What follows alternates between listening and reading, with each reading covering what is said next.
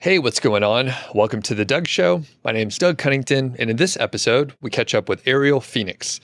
I've been working with her since the beginning of the year, so there are several other updates, and she has a portfolio of sites. We started focusing on one or two of the sites, but we're going to not only hear about those, we'll hear about her whole portfolio. Now, if you remember, if you tune into the shows, we appreciate it. And the July update that we published in August was kind of a down one. So traffic was down. We didn't know what was going to happen, and then we actually did know that a Google update was rolling out. So we were nervous. I was a little nervous, Arielle. So this month we have news to share. Nothing huge, but it is interesting when you look at the full scope of the portfolio. So, Arielle, how are you doing today? I'm good, Doug. Thank you. And last month was quite shocking. Lots of people said that I didn't seem as happy as I usually am when I come on these chats. But yeah, I'm fine. It wasn't too bad. It wasn't too bad. Yeah, there's some ups and downs, and I think when you just hear the success stories, when people just gravitate towards those, you think it's all just positivity. But like any business, there's ups and downs, many external factors that you have no control over, and you just have to pivot if you need to and adjust. And it's good that we're going through this together and the audience gets to understand it as well, instead of just sunshine and rainbows. Yeah. Exactly. Now, let's get into the core numbers, and of course, people can tune into the other updates that we've done all through 2022, and there are blog posts as well. Plus, your blog, you actually go into a little more detail, a little bit of different stuff, so people can read all of that to really dig in. But let's just talk about August and some of the core stats, and we'll start with Site 2, which is the one that we're generally focusing on. So traffic's gone down since being hit. So I thought it was going back up slowly. I didn't have that big jolt that lots of people have had that have been hit. So what it looks like is Google is rewarding some articles because my EPMV's gone up, my engaged page views per visit has gone up, and the time on page has gone up. So overall, while the traffic's down, the revenue is down 45% in ads. And the traffic overall is down from 22,000 visits to 8,000, which is really bad. But because the EPMV has gone up, the ad earnings are about $200 down. I think it got $500 from ads last month, and then 320. Yeah, it got 580 last month, and then in July, and then 320 in August. Okay, gotcha. So big hit, but not the same percentage of a hit as the traffic. So that's interesting. And when you told me that stat before we started recording, I was like, oh, that's crazy. But like you said, Google is rewarding that content. Is still getting traffic. It's still ranking. And overall, it boosts your EPMV. It's like the right traffic, the right ads are showing. So it does make sense. Although it sucks to lose that much traffic. That much traffic. Yeah, I'd love to have the same traffic I had and improving with that EPMV, because then it would be better. But So what were the earnings total? And for Site 2, you actually have, ad revenue. You also have affiliate revenue, but not just from one source. There's actually several sources. So what's the overall revenue for Site 2? Yeah, so despite losing that much traffic, the site still earned $1,090. In July, it earned $1,250. So you'd expect a bigger hit, losing 3/4 of the traffic. But because of the affiliate earnings, which were $700 of that, I was able to still earn a significant amount. So 70% affiliate earnings, and then the rest was ads and digital products. Gotcha. And did you expect that at all? Like when traffic dropped, did you think this is extremely bad and revenue is going to drop exactly the same way? I didn't I did expect the revenue to stay. I didn't think it was going to go down too much because I knew that my split wasn't, the ads didn't make up the whole, it wasn't it was a huge proportion, but it wasn't the most.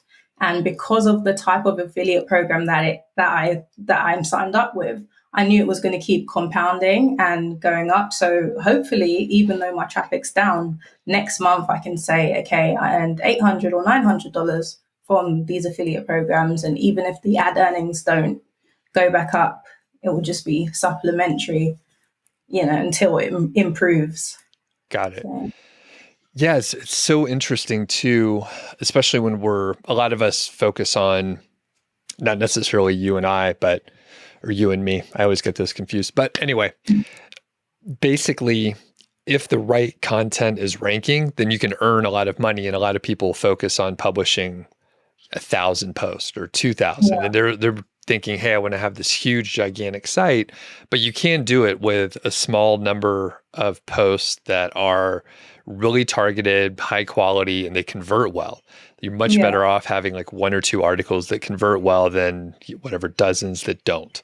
So this is a perfect example. Plus you had the diversity in revenue sources. So you're kind of insulated a little bit, or at least the impacts are buffered. Of course, it goes both ways. If something blows up and does a really good thing and conversions go up, it's a fraction, it's a portion of your total revenue. So it buffers it in both ways, but that's how you hedge risks. So cool. Yeah. And I kind of made the mistake because when we realized that site 2 was doing well, that's because of the EPMV. It seemed quite high compared to my other sites. And I only had 70 articles on it at the time. So that's when we decided, okay, the EPMV is better. Let's put more content on it, which is what I'd done. And then Google's just kind of said, no, this can't, even though I thought that content was a lot better than the other stuff. Google's, and it's not even as if the new articles are the ones that aren't ranking now. It's a mixture. So I've got some old ones and some new ones. So I don't know what the pattern is there, if there is one. But yeah, so throwing more content at it didn't necessarily make things better. Okay. Anything else with site 2 before we mention site 7 here? It earned $46 from digital products. So we did speak offline about possibly adding another digital product, a different type, which would be a good way to increase affiliate earnings and then have another revenue stream. So yeah, that's something that I'm going to look into. Okay. Very good. And the digital courses, are they your own products that you've created, or? Okay. Yeah. Perfect. All right. Now we can move on, I think, to site 7. So if I remember right, well, actually, I don't remember. Was there any traffic impact last month for site 7? No, site 7 didn't go down. It's been pretty consistent growing in traffic. And so it only grew by 4.5% from the last month. So it's got 23,000 visits, or 23,500 visits. Page views are up. Page views per visit is up, and time on page is up. But the EPMV, which was already disappointingly low, has gone even lower. And it's now $5.50. So okay. Yeah. It's on a race to zero. Fairly low. And you did talk to your Ezoic account manager, and they mentioned because of the specific industry and the topic area, there's not that many advertisers that are interested in it. Yeah. Okay. Yeah. It's a very small niche to begin with. I know I've spoken to a few businesses. I know that they're not doing much advertising. They don't. Yeah. It's just not something that advertisers, I guess, really care to advertise on. So sure, that makes sense. But on the upside, there are some products around it, right? So what was the revenue for the site? Yeah, so it earned $320. I think I have a commission from one of the affiliate programs, which would be another $40. So yeah, around $350.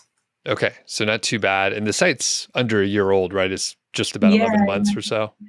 it's about, it's maybe, yeah, maybe 11, 10 or 11 months now. Okay. I'm losing track, but yeah. Sure. Which, that's not too bad considering, I mean, I know what it is. So it's a pretty obscure thing. Um, if the EPMVs were higher, you would be earning a lot more, and Yeah, you've split your time. I mean, people hopefully just did the math. You have like six other sites, seven other sites that you're working with. So you're a busy woman. yeah, And I think, 350 and it's not a great match. Like that's not bad. Like that's paying yeah, for whatever, vacations for a year, or I don't know what kind of vacations you take, or maybe a car payment for someone or whatever, right? A couple yeah, dinners out. So, all right. Now, one other thing I want to bring up is your portfolio, right? So you have several other sites. What was your total earnings roughly? I know maybe you don't have the full calculation, but yeah, what was the total earnings from your 7 sites? yeah. It's gonna be roughly just under $3,000. Because I've got all these different affiliate programs I'm trying to keep track of.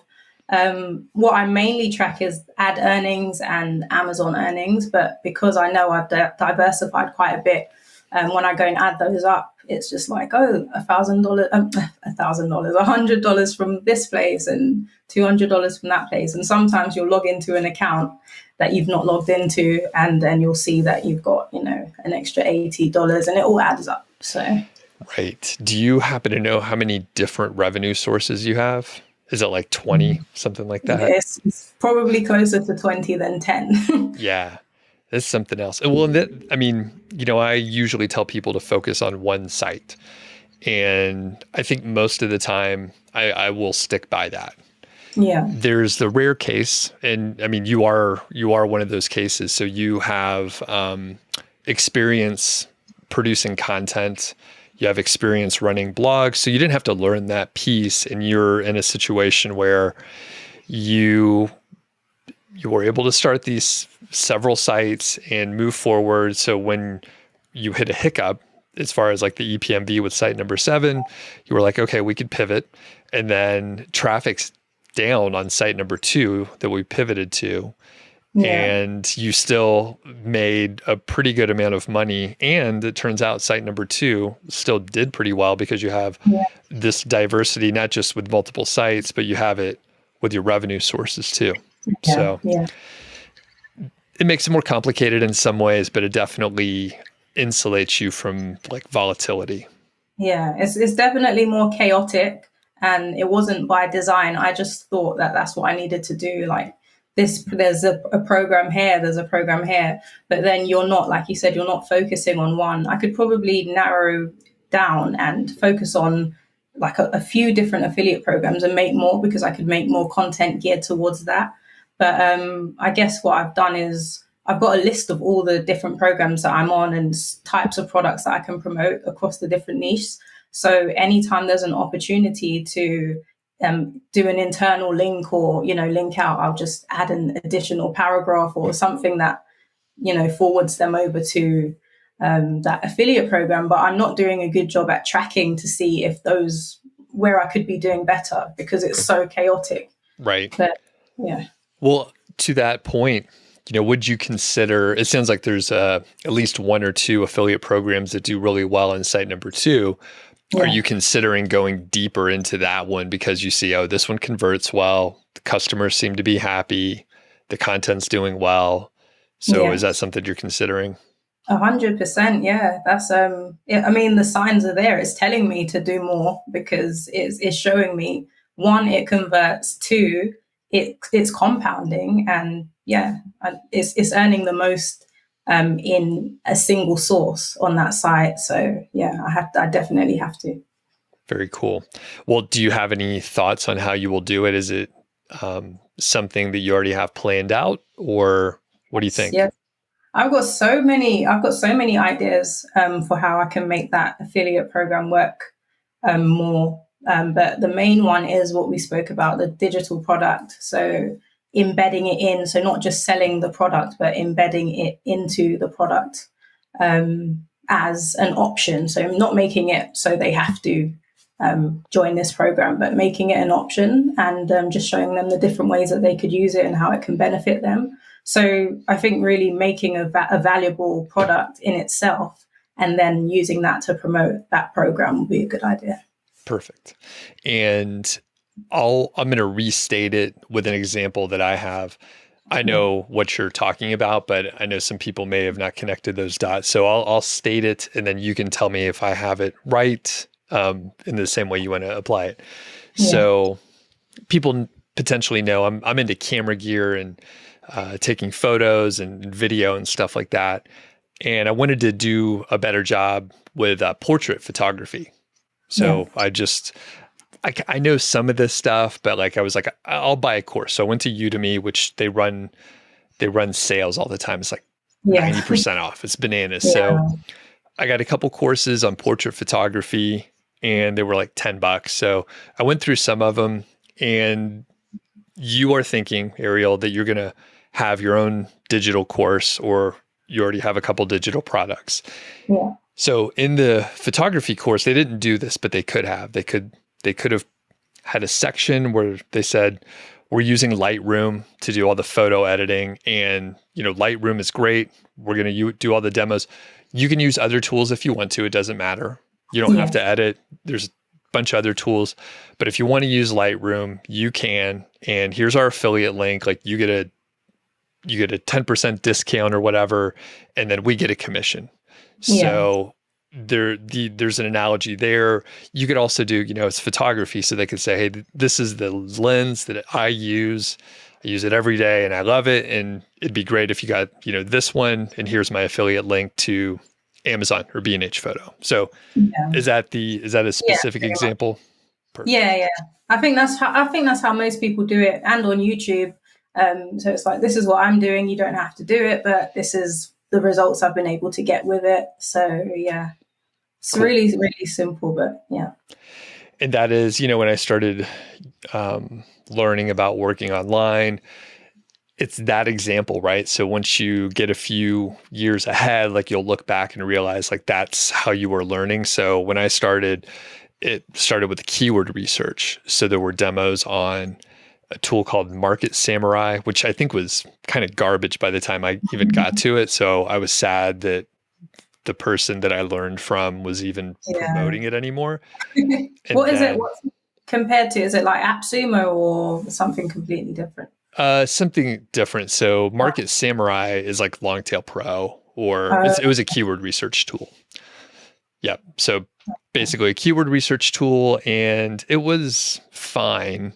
But like I said, by the time I got to it, like I think it was just out of date. But as things go with podcasts or YouTube or even blog posts, like maybe they published it 3 years ago and they're doing other stuff. And then I went back to the archive and I was like, okay, it's perfect, but it's 3 years old and they didn't, update the tool very well. So that happened to me with Alex. Alex had, I went through Alex's old videos. This is just when I just got started. And he was talking a lot about WooCommerce. I think, not WooCommerce, I always get this, WooZone. Yeah, WooZone.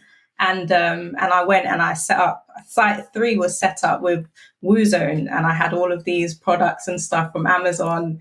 And then I noticed, as I got closer to his newer videos, I noticed that he wasn't talking about it much anymore. And I think I said to him, like, how comes you don't talk about WooCommerce WooZone anymore? And he said, oh yeah, we don't use that anymore. That's and I was like, oh my God, I've just built a whole site around this concept. I took it off because it wasn't doing anything good. Shout out to WP Eagle, Alex Cooper. Yeah, and I met him probably in I don't remember. Was a few years ago. But yeah, I was running across this content and we were in the same like Amazon affiliate space. And I was like, what the fuck are you doing? Like, this doesn't even make sense. Does this even work anymore? Like how? And so he's obviously changed, but I think at one time, like it did, like a couple of people were like, make it like 100. I mean, it was again, similar to the similar to the AI situation that we're in right now. Some people were making some money, but I did not run across anyone who was like, I'm making like $8,000 a month Yeah, from a WooCommerce site. The problem with those, this is going too deep and then we'll get on topic here, but basically those sites, from what I understand, it was like scraping the data from Amazon and just making it look like you had an e-commerce shop. And you would have a ton of pages. So there was a chance that you could rank for specific product names or models. And you could earn from that for sure, but it was very low quality content. I mean, it was literally just republishing what was in the Amazon description. It even had like a spinner. I think you could attach your subscription to a spinner that you have to change up the product description. So it just made more sense. I think it could have worked if you had a blog and then you were like collating the products or something. So you had something original, but as it stood, I did rank for some specific terms, like you said, but any clicks through that I got to Amazon were from blog posts, not from those products. So yeah. And to your point, like if you had a blog and then you had a store over there, like technically you could make some sales, but like probably like it would just be the one-off thing. It's not, it was not going to work out like people were telling you, not Alex specifically, but there were, there were a whole series of products too, where you could just, one-click Amazon stores and, people would email me, hey, it's $100. Is it a good deal? And luckily those are not popular anymore. Yeah. And people have kind of moved on. Now they're all interested in AI. So, okay. Which funny thing, I published a few of the AI videos and thanks for your help and some of the ideas. But people are not asking about the AI tools nearly as much anymore. I don't know if the recent update. It's been around for a while. I think people, I've not seen any correlation between the AI and the sites that have been hit. But I think that the market is so saturated with AI tools that it's not, if you're in this space, you already know about them. You just have to go and do your research. So I think in the beginning, like a year ago, people needed information. So they had to find out, is this tool any good? But I don't think you need that anymore. I do think people are still using them. I think they're just being more creative and not just doing the click. Like, I'm not going to mention the tool, but click, put a title in, click and get a blog post it's not worth your time. So I think people that were being quite lazy with it are just being more strategic. Yeah, that is a super charitable way to put it. And I'm trying to work with the tools. But yeah, anyway, so we'll move on. I will be doing more videos. I just got a little busy. So yeah. Have you had much signups from it yourself or? Handful, not too, I look back at like the number of views for those videos. And like the thing is, you mentioned people needed the information a little while back. The thing is, you're on the cutting edge, or you were on the cutting edge. So you were an early adopter. Most people haven't experimented with the tool. So there's a huge set of people. And really what I was mentioning is on my live streams and other interaction, since I published the videos, fewer people are asking about it, and it could be, maybe the people that attend are more experienced in the normal community. Yeah. And it's, the newer people that are like, hey, I saw a video on X tool. But yeah. I think they just wanted your take on it as well, because you've been saying quite a bit about it. So they just want to know how you feel about it in 2022, I guess. Yeah. Or towards the end. Yeah. Well, the other thing, just from the YouTube side, and you have a YouTube channel as well, but sometimes you'll publish a video and it does okay, but then it'll be 4 or 6 months later, and then the algorithm picks it up, and then it starts to get a lot of views. So I was perhaps a little impatient. And the thing is, if I continue publishing the videos, I'm pretty sure it'll grow some legs. And the good part, there's a ton of tools. So I'm doing some work with Outranking, which you told me about. Really and they approached me to be a subject matter expert with authority sites. So I was like, sure, I can hop in. And, one of the things I was like, I don't want any revenue. I don't want you to pay me for this because then I'll feel obligated. So I'm basically like volunteering, and I'm learning directly from them, and they're good contacts as well. So it's the founders that I'm working with. Yeah, they're really good with that. I got on a call with the lady. I've forgotten her name. She's really cool. So I got on a call with her. She showed me different things about the tool because it's so complicated. When I first joined, the UI was a bit different, and I was struggling to navigate it then. And then they changed it. I think they've changed it about 3 or 4 times. But it's so complex, and it's not just an AI tool because of all the search stuff that you can do. So it's like a combination of the Jaspers and then Surfer SEO, and it's got so many things going on with it. So it's a really good tool if you have the budget for it, because I don't think it's cheap if you're using all the different features like the drafting, the auto draft, but it's got enough tools that you could generate a really good outline and then use the AI to put together like information and then give that to your writer. If you've got a nice process of that, which is what I've been experimenting with, then you can get some really good content out for a bit cheaper and quicker if your writer is trained up. So I really like Outranking. Yeah. It is. Yeah. It seems like you said, it's on the premium price range, but it combines, probably 3 or 4 tools and some stuff that I haven't seen in very many other tools. And it's more, you have to think about it as like a content manager for like a bigger organization, and not just like, hey, let's find a handful of keywords. So it's definitely like a level up. And it's a bargain for like a big, media type company, but if you're just getting started, it's a little pricey, but anyway. Okay.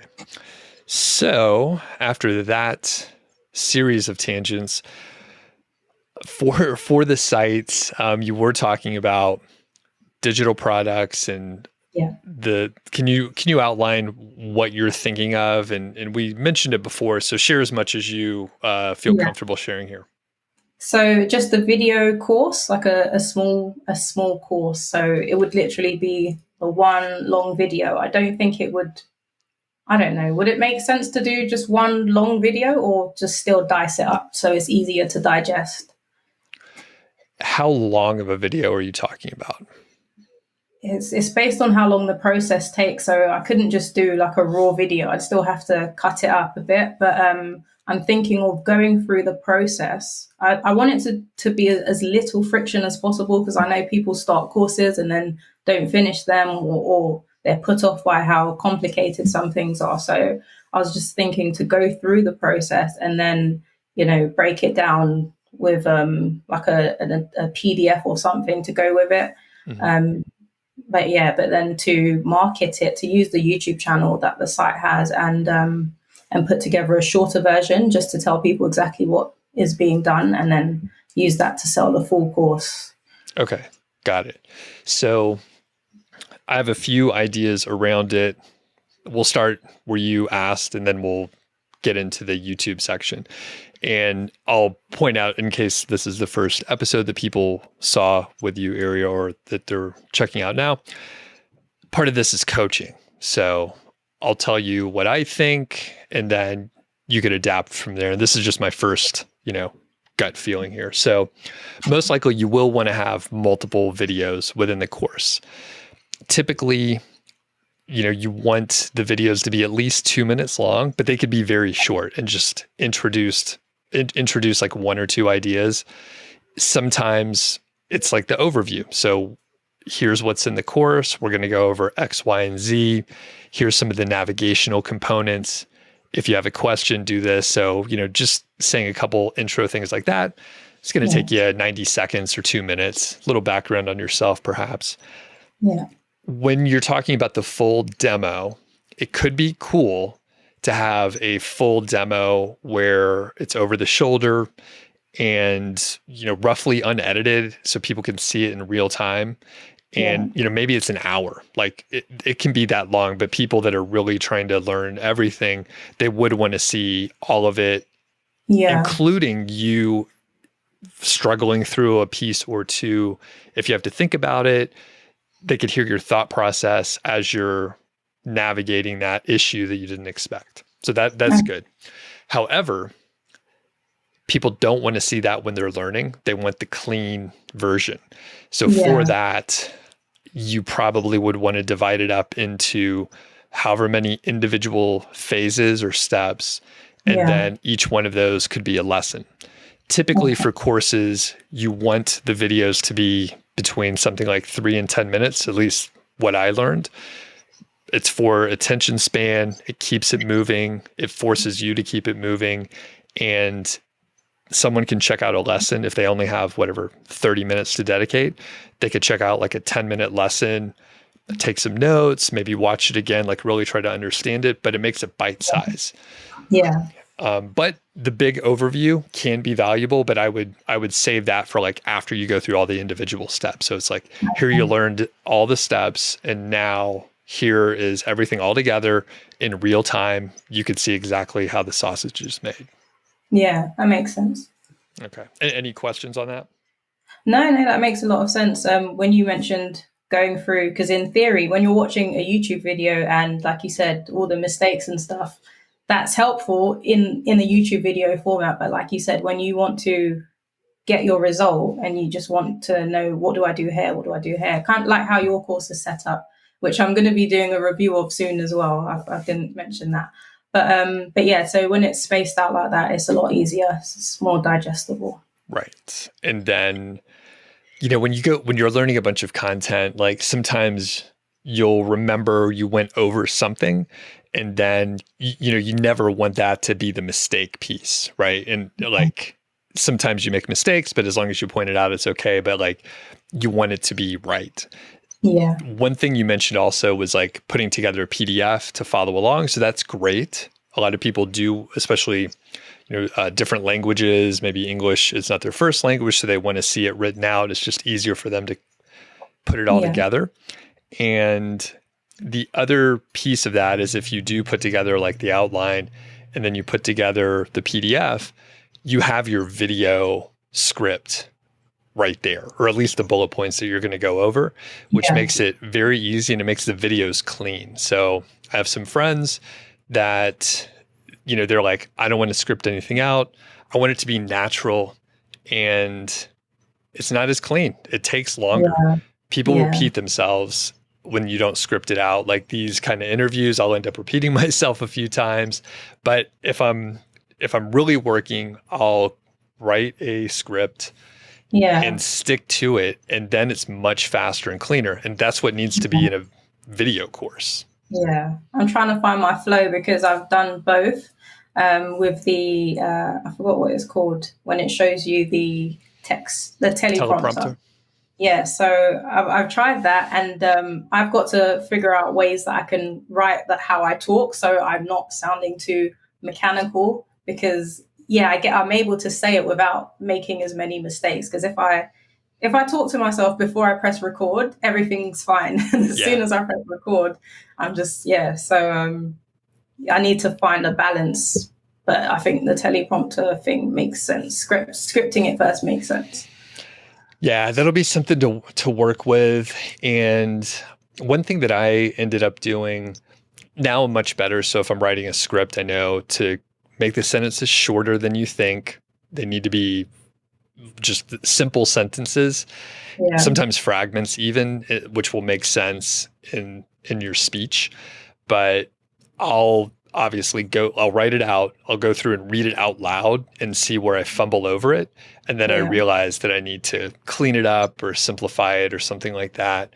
The other thing, the app that I use, and I have like an actual teleprompter screen thing that I put my little iPad on. There's a remote on my phone that I can control the teleprompter with. So I could just pause if I want to riff on something, and that makes it sound more natural. So sometimes as you're talking, you're thinking, I just had an example from today. So you could pause it, talk for 30 seconds and then start it back up.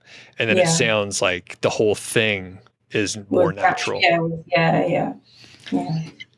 So, okay, so that's great. Now, on the YouTube side, I think, you're 100% right to make like a bite-sized version. And, you've probably seen a bunch like this also, where when you're explaining the long process, maybe you have to simplify it. And instead of 10 steps, it's 5. And instead of showing like every little detail of the 5 steps, it's like 3 points from each one of those. So you compress it down, and, hopefully, I think these days, probably, a video like that, somewhere between like 7 and 15 minutes, give or take, is probably the right amount of time. It is a complex idea, but on YouTube, people are so distracted and they don't want to watch something that takes too long.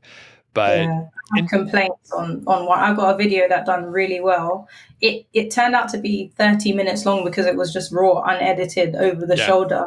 And it done really well, like I said, because the information's good, but then there were some comments that were just like, you could have skipped that part. I didn't need to know about that and that. But most people were appreciative of the information, but still, I would want to do a cleaner version. Mm-hmm. Yeah, and it's tough. I give that like amount of time, but like, again, Alex over at WP Eagle, he does these really long tutorials, and they do great. And I think Miles Beckler, he does some long tutorials also. So depending on what you're doing in the delivery, you can hook people in for much longer videos.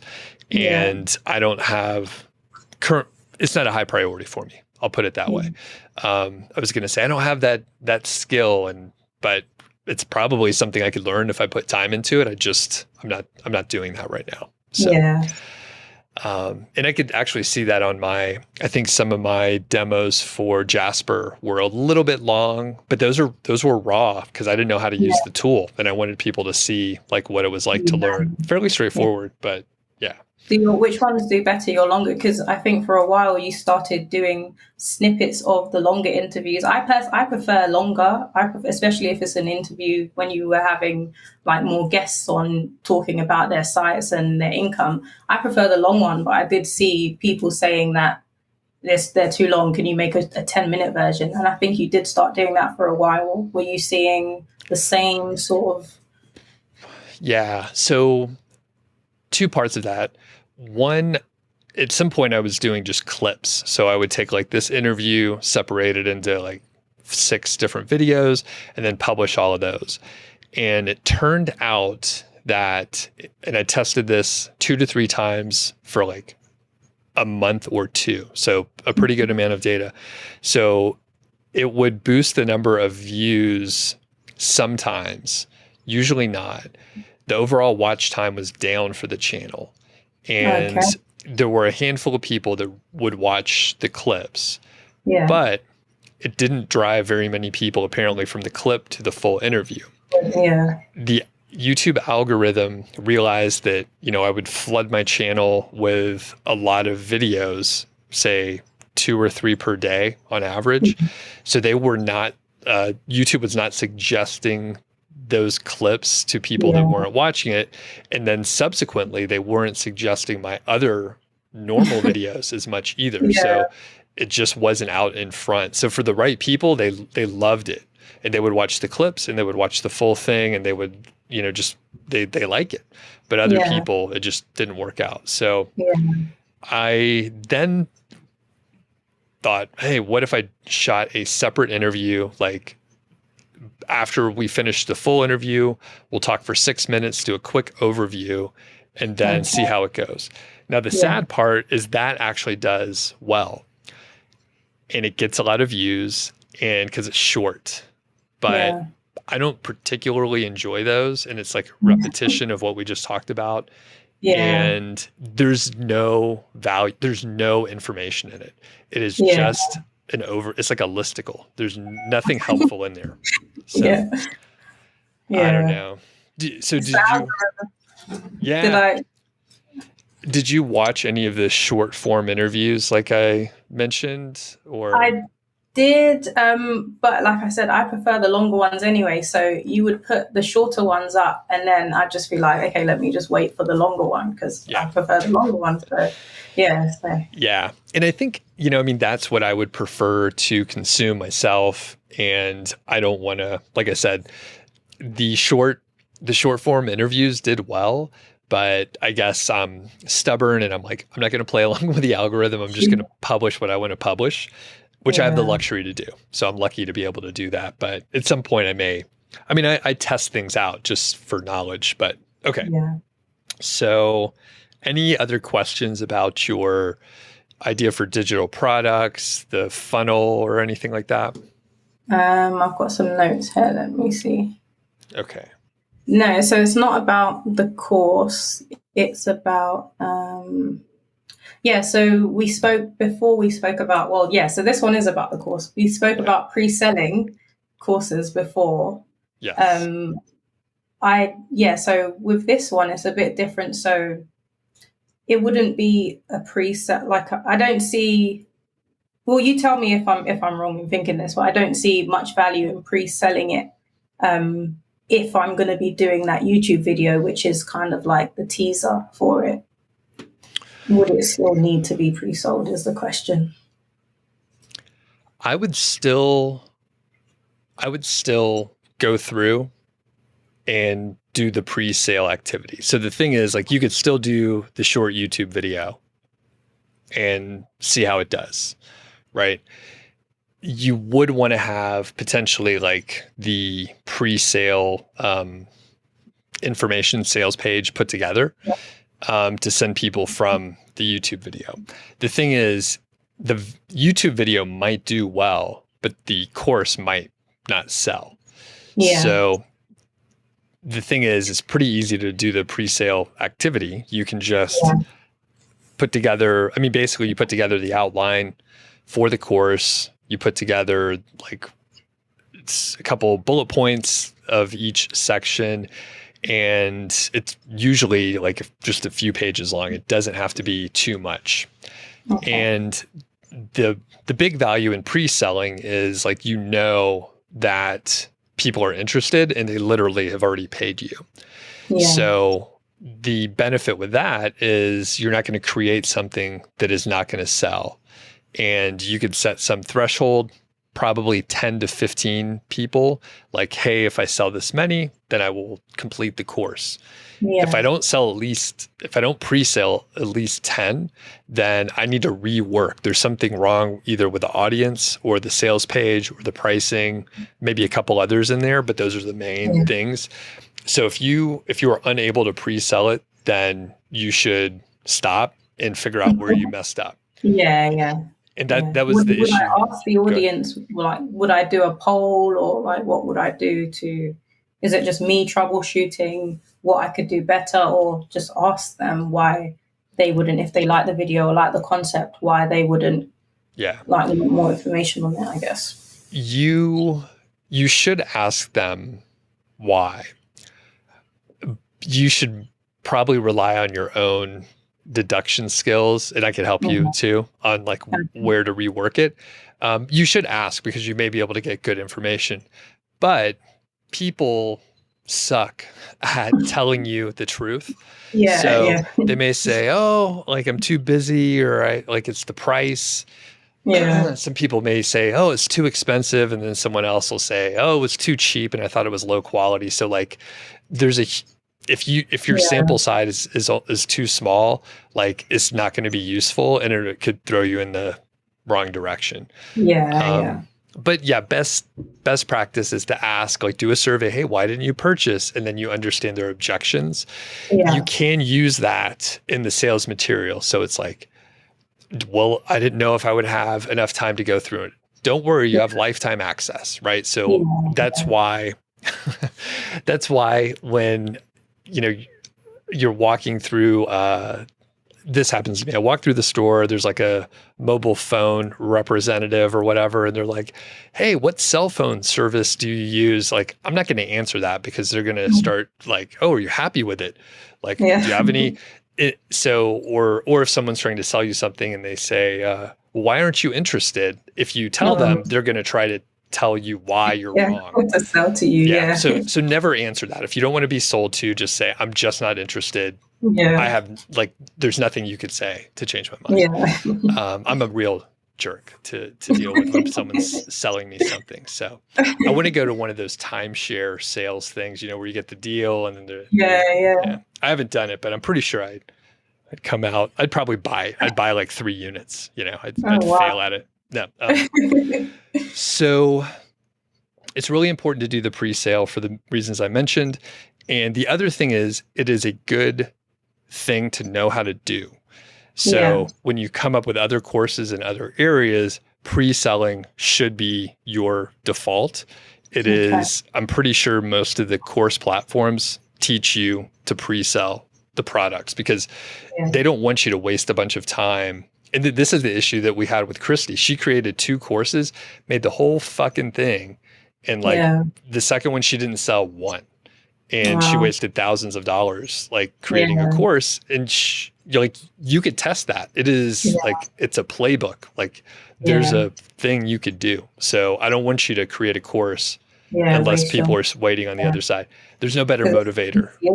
It's easy to do that because you think that your product is the best thing in the world and that everybody would want it. And then, crickets. Yeah, exactly.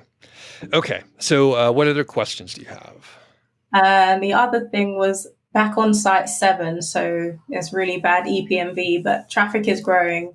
I found a way, because before the issue was that it's completely niched down. I've found another sub niche that might be more lucrative.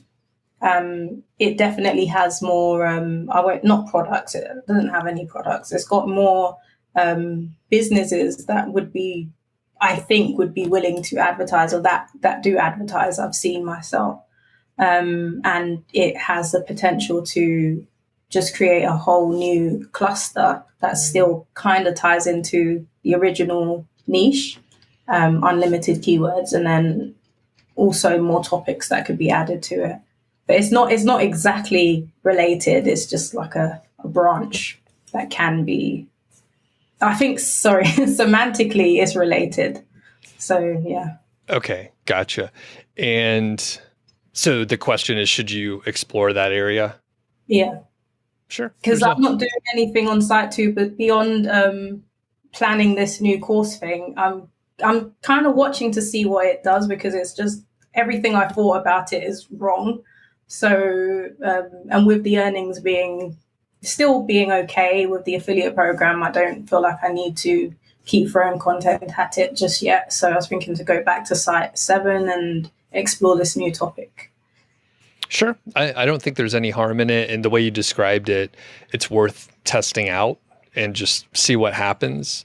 Yeah. So yeah, it's good that, again, you have multiple sites and there's always little things you may uncover. Like you said, you found this other sort of pocket of content that is, close enough that you should, give it a shot. Well, the other thing is, because it's kind of obscure there's not many advertisers in the industry generally, there's not much competition, right? So the money attracts people. So. Yeah. That's awesome. Do you have any reservations on approaching it, or do you see any downside to checking out that content?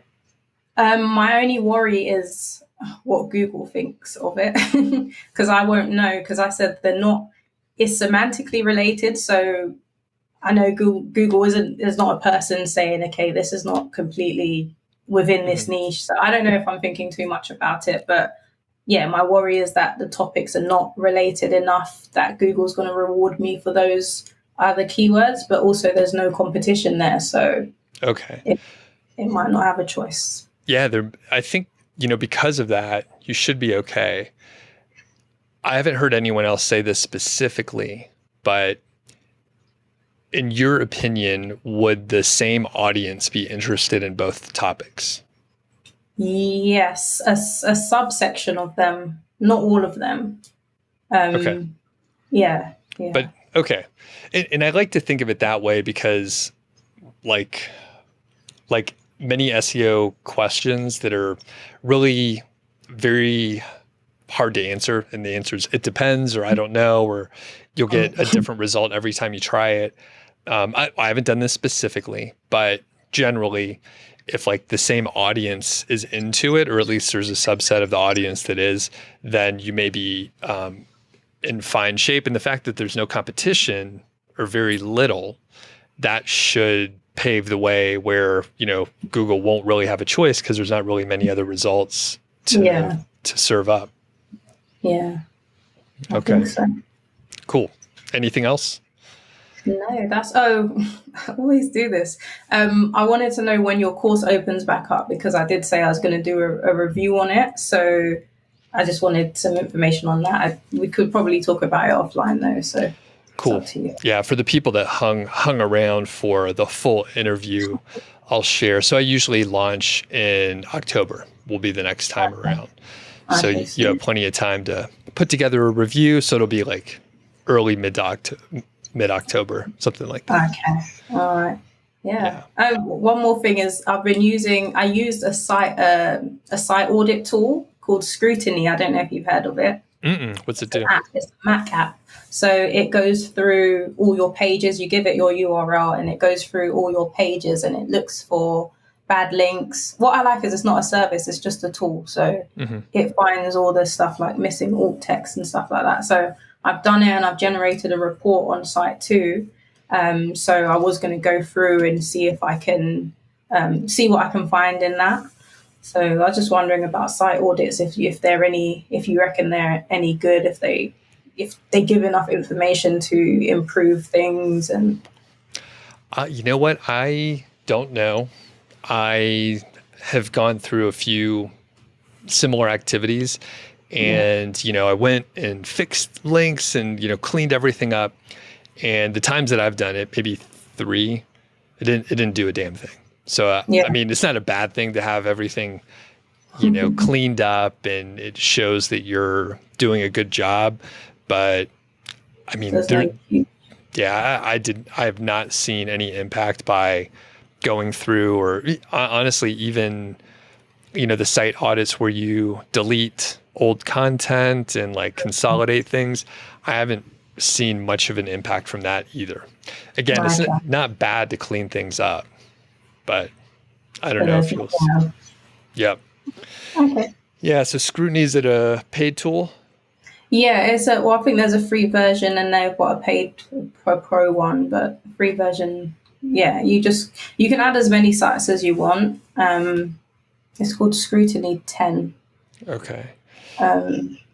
It's not a very well known tool. I know there's probably plenty of monthly subscription type ones, but I'm trying to steer away from any new subscriptions. Yeah, they get expensive. Yeah. Cool. All right. Well, good to get the update from you. And I wanted to ask you a couple other things, but I'm all out of time here, but maybe we could cover it next week. But, people mentioned that you seemed a little down because of the traffic issue in July. And I want to talk about like the psychology and like, were you pretty down? Like, how do you keep moving and stay motivated and all that stuff? So we'll save it for next time, but that's something you could think about too. Yeah, no, that's fine. I talk about it all the time on Twitter anyway. And we did kind of touch on it on that niche lifestyle show. Right. So it all ties in. So, yeah. Cool. All right. Well, we'll catch up next week. Thanks a lot, Arielle. All right.